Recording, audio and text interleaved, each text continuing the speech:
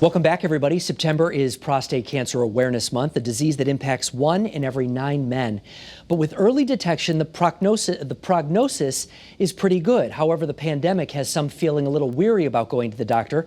Channel 3's Caitlin Nuclo is talking with the doctor about why it is so important not to hold off.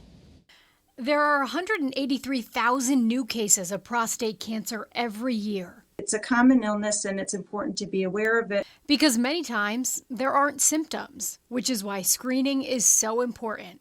The first step is just a blood test. Men will have a blood test called a PSA, which is the most prevalent and common type of screening test. Should they have an abnormal test, they would then be referred for further evaluation, which typically includes an ultrasound-guided biopsy of the prostate or perhaps an MRI-directed biopsy, which ultimately can yield that diagnosis. Those with a family history and African American men are most at risk.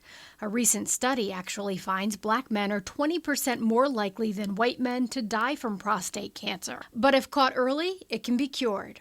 Treatments have had tremendous improvements over time, and for treatment of localized prostate cancer, typically, the intent is cure, and patients can be considered for possible surgery or radiation therapy.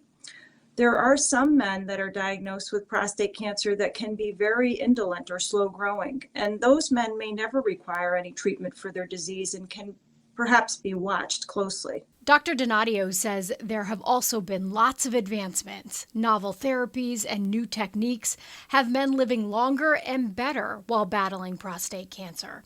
But access to that care is critical. Things have improved as the COVID risk in Connecticut is decreased. I think men shouldn't be concerned about coming to their doctor for screening. We are screening for COVID, and I think it is quite safe to come to the doctor's office at this time. That's your Wellness Wednesday report. I'm Caitlin Nuclo, Channel 3 Eyewitness News.